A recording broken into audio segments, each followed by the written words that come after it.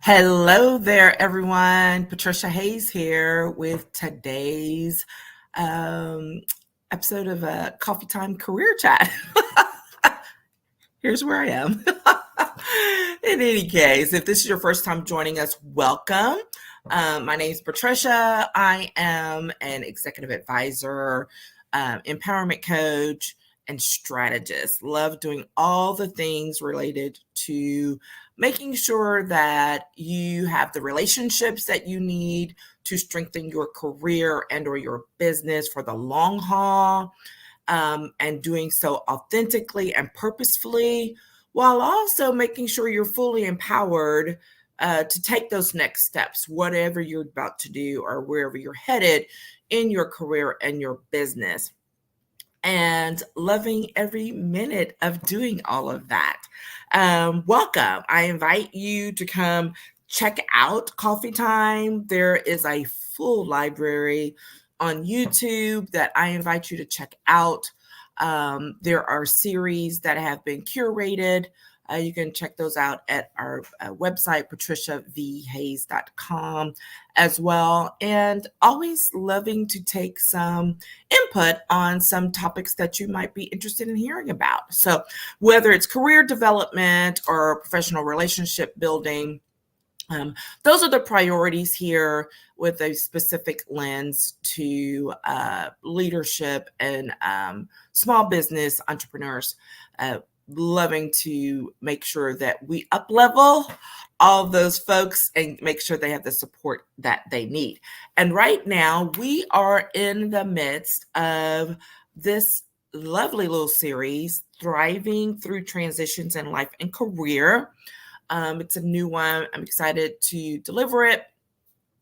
And today's topic specifically is identifying your priorities in the midst of chaos, right? So, yes, are we kind of equating transitions to chaos? Yeah, basically. And we'll talk about that a little bit. But I want to also encourage you to go check out last week's episode, the one on integration, where we talked a lot about balance versus integration and how we are team integration over here, because it really does make a difference in how you approach your development during the course of a transition, because ideally we want the transition to ultimately be good, not just for you to survive it, but for you to thrive in the midst of it.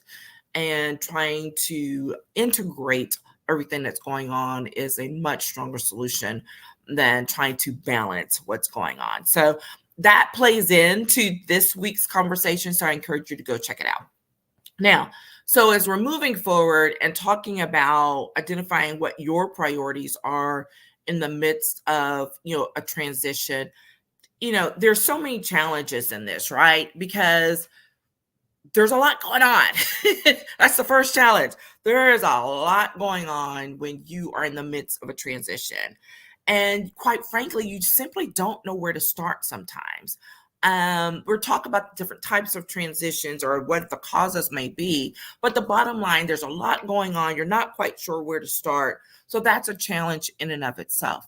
The second challenge is there are lots of opinions who are going to help you try to, quote, decide what you should do next, whether that's from family members, whether that's from friends, whether that's from colleagues and business partners or whatever.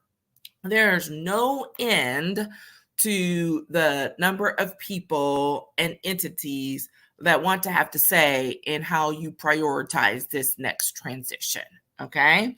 And then the third challenge, which is going to sound a little self-serving, but it's real, having been there myself, is not having the proper support mechanisms in place. And by proper, I mean ones that are not invested in the outcome. So not your current employers or colleagues, not your family, not your friends, because they've got their own take on it. But having some third-party person, group, whatever, to be a sounding board that is not invested in the outcome of the decision, but only in helping you to make the decision. See that distinction there? Big distinction. And so we're going to talk about some of the solutions for all of those things. And making sure that as you're going through this process, because it is a process, it is a journey, it has a start, it has a middle, it has an end, right? Just want to remind you of that. Transitions absolutely are a process with a start, middle, end, and you just have to identify where you are in that process and then make sure that you are responding accordingly or addressing it accordingly. So here's some of my top solutions for needing to identify your priorities in the midst of a transition, with, chaos, situation, however you want to define it. The first one is my handy dandy, always going to go drop back to it, is that reflection time. And what's really important about this reflection time is that you take this reflection time away from all of the noise.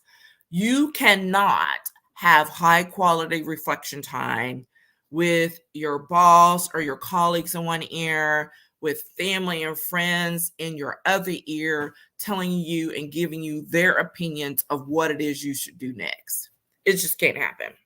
So this means stepping away from it, whether it's taking time off for real, like completely, half a day, whatever, away from the job to do it, or whether you're doing it on the weekends and you're getting away.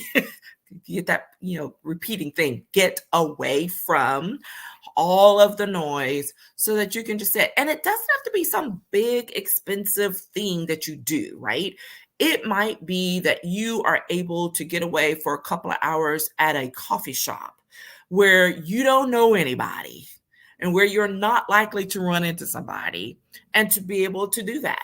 Another option is to be able to just go, this is one of my favorites, to go to one of the fancy hotels in town and go sit in a corner in the lobby and just like order a coffee or whatever and just sit there, do a little people watching, and then really starting to think about what it is you want to do, what's important to you right now. But the point is getting away. And that's, a minimalistic way of doing it, all the way to the full blown, go rent yourself a hotel room, go get yourself a spot at a retreat center, whatever it might take.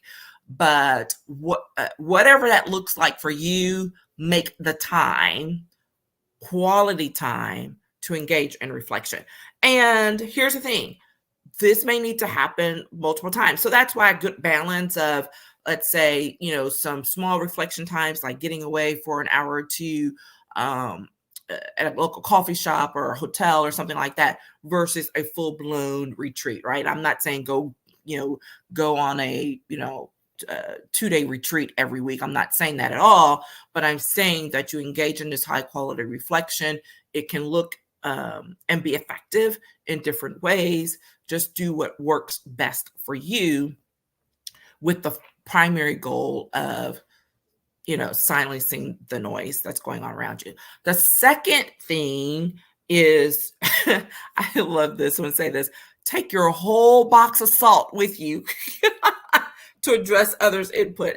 And that comes from that old saying of, you listen to other people's input and you take it with a grain of salt. Well, I have learned to start saying, take the whole box, because there's lots of things that people are going to have, thoughts on and opinions about, or maybe they won't verbally say it, but their actions show it.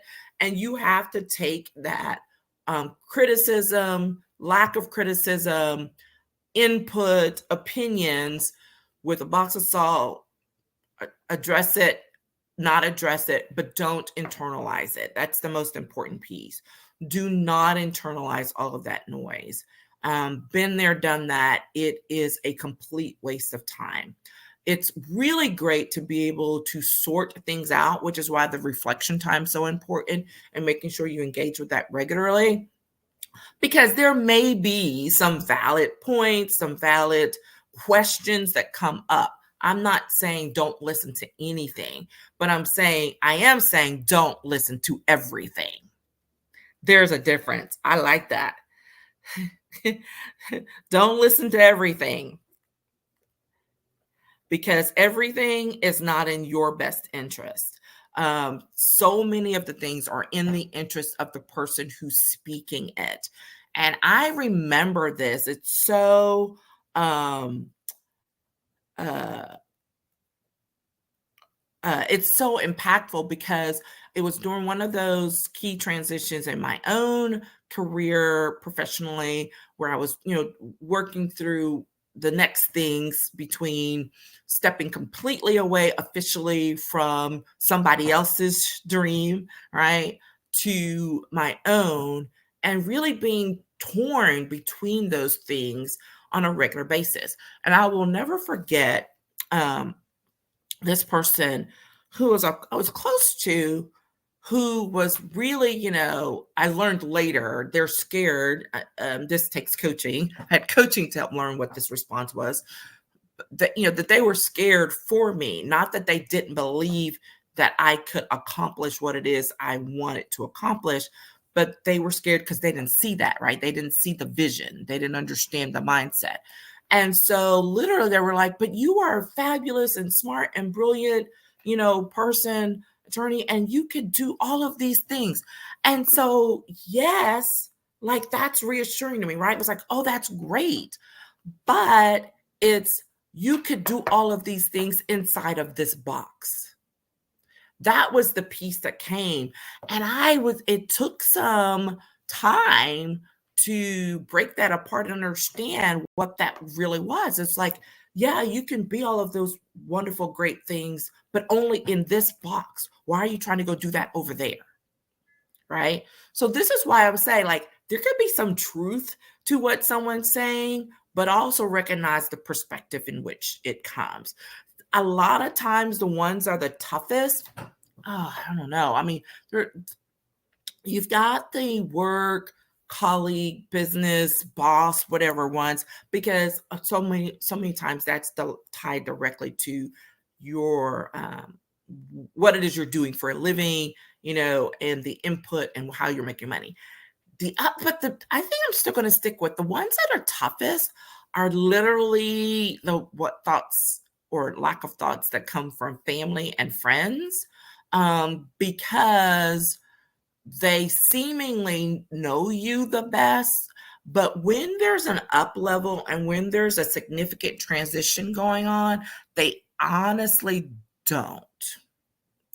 They understand bits and pieces, but unless you have had extensive conversations with them about what it is you're wanting to do next and why this matters for you, they don't get it. So they're only seeing it through their tunnel vision of, as your spouse, daughter, son, mother, sister, best friend, whoever they are to you, of, but yeah, but why are you doing this? Because this is going to take away from XYZ. Or have you really thought about, how that's going to affect your income for, eternity?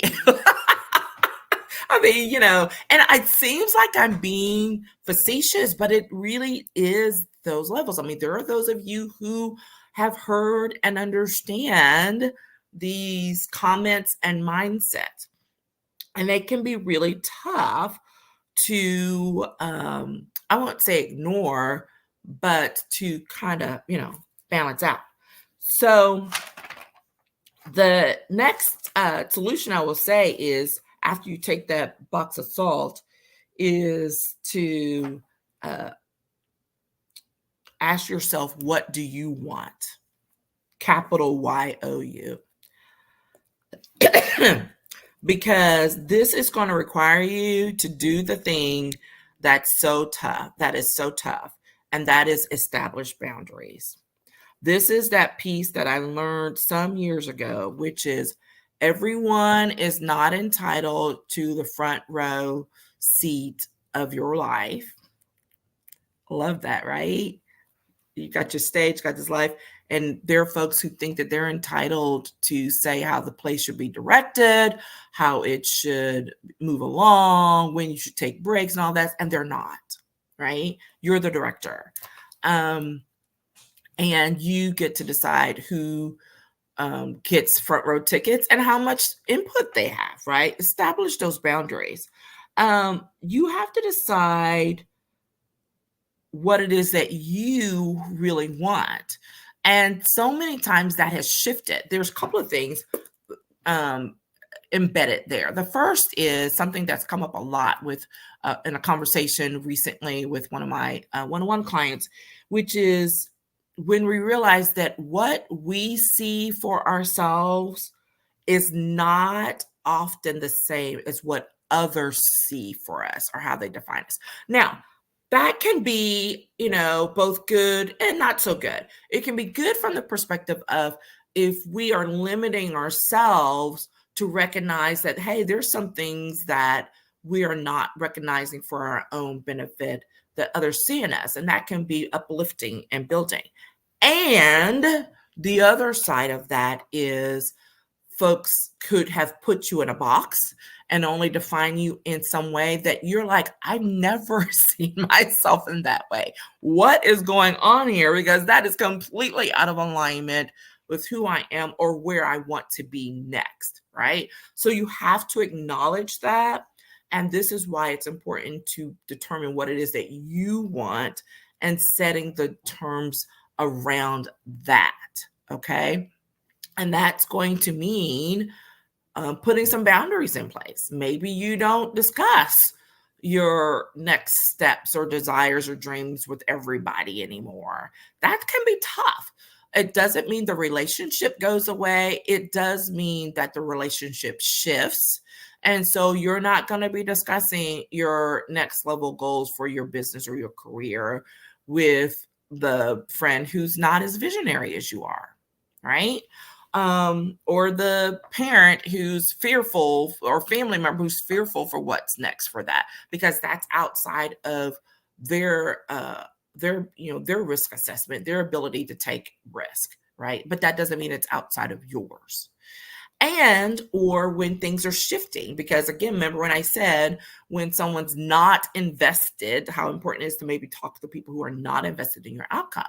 Because if you are deciding that what you want to do is going to be a major shift and it's going to affect your time, your money, your resources, whatever, how your approach to life, well, guess what? Those who are going to be most affected by that may not always be, complete alignment just yet.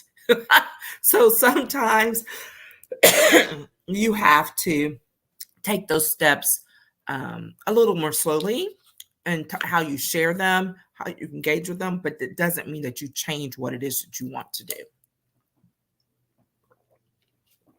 Okay. And then the final solution, get some support, y'all. I am speaking from experience on this, from someone who has taken those steps to get support at varying levels, albeit I will say there were times when I needed the support sooner and faster at very high levels, and I did not get it then when I needed it. Compassion, being able to sit back and look on it without, blame and criticism. It wasn't always that way. This is after a lot of coaching and self-reflection of my own. But this is that piece where it's so important to get support, whether it's with someone who you can trust, to lend an ear, a mentor, a trusted colleague, something like that. But one person does not necessarily mean they can meet all your needs, right? So sometimes it may be in the form of a group. It may be in form of a coach. I already mentioned mentor, whatever that might be. But get some support and make sure you provide your own support, right? Take good care of your health. Make sure that you're still doing the things that you love to do just for fun, because that is an outlet that you're absolutely going to be needing during this transition time. I haven't talked as much about that as I normally do, but it is key to your transition. It is actually one of the things I recommend highly when someone starts to work with me one-on-one. Is the first thing I say is, what are your hobbies? I'm gonna need you to lean into them. And if you don't have any right now, then revisit some old ones or go find you some new ones, because you need an outlet. There's going to be so much going on during this time that as you're engaged in this reflection, as you're identifying what your priorities are, you wanting to make sure that you thrive during this time is making sure that you feed your whole self, right? In the process, and get the support that you need, provide support of your own, engage in high quality self-care, and make it happen, because it can happen. Okay. So there you are, identifying your priorities in the midst of this chaos. That's really the process to doing it, right? Getting into the nitty-gritty of what those things actually are, that's a whole different conversation that we're not going to have right here today, because right now we're talking about how to thrive during those transitions that you're engaged in or about to go through, wherever you are on the cycle, and making sure that you can do so successfully. Okay, there we are. Loving this conversation. Looking forward to continuing it. A couple of different things here. If you are yourself ready to engage in some high level one-to-one coaching and get the support that you need for the next level transition that you are ready for or needing support with, hit me up in the DMs, or send me an email, and let's have a conversation about what that might look like for you, and to do so at a very high level.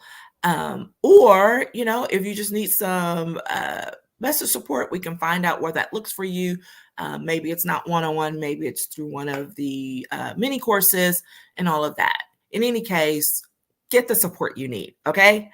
And look forward to making sure that happens for you in a very empowered way. All right, take care, everyone. Talk to you again soon.